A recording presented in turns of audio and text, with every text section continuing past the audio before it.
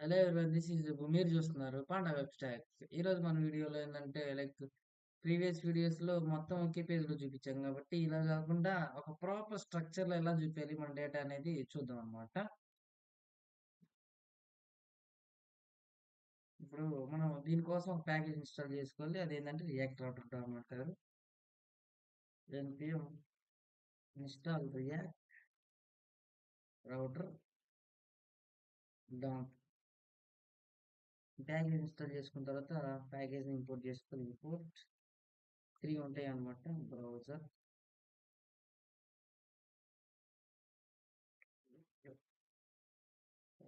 ఒక నిమిషం, package install అయిందా? బ్రౌజర్ రౌటర్ ఈ 3 ఉంటాయి అనమాట.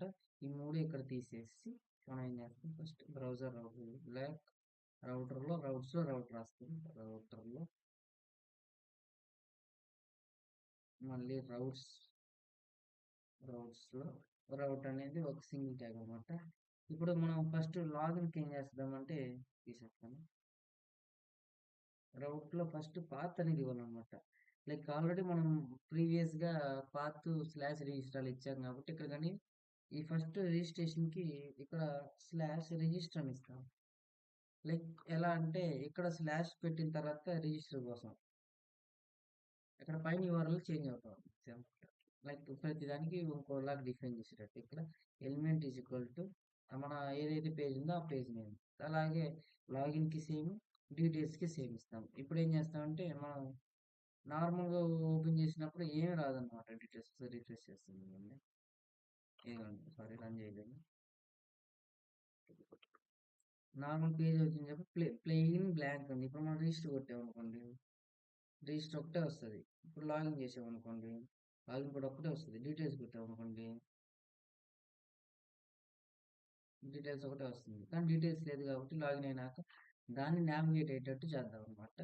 ఇప్పుడు ఫస్ట్ లాగిన్ పేజ్కి వెళ్ళి ఇక్కడ రియాక్ట్ రౌటర్ డామ్లో ఒకటి ఉండిద్ది అనమాట, నావిగేట్ అని. Import use navigate. ఇక్కడ ఒక వేరియబుల్ తీసుకొని నావిగేట్ అని ఒక వేరియబుల్ తీసుకుందాం. నావిగేట్లో ఈ యూజ్ నావిగేట్ అనే ఫంక్షన్ తీసుకొని ఎప్పుడైతే లాగిన్ అవుతావో అప్పుడు మనం నావిగేట్ అవ్వాలి. నావిగేట్ ఎక్కడికి నావిగేట్ అవ్వాలి? డీటెయిల్స్కి. ఆ డీటెయిల్స్ అనేసి సరిపోద్ది. ఇప్పుడు ఫస్ట్ లాగిన్ అవుదాం. వెళ్ళి 1 2 3 4 ఓకే, ఎక్కడ వస్తుంది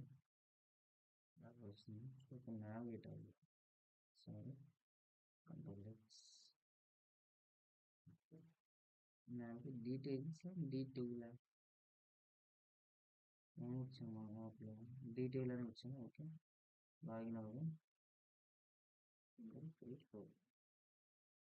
ఓకే, నావిగేట్ అయింది కానీ డీటెయిల్స్ రాదు. ఏదో ఒకసారి చెక్ చేద్దాం ఏందా ఎర్రర్ అనేది.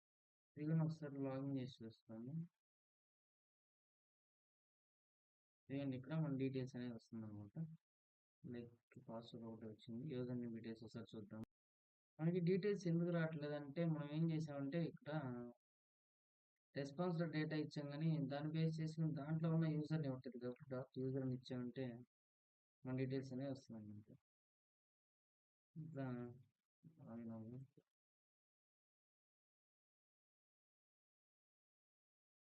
ఇక్కడ మన డీటెయిల్స్ అనేవి వస్తుంది అనమాట. Thank you for watching.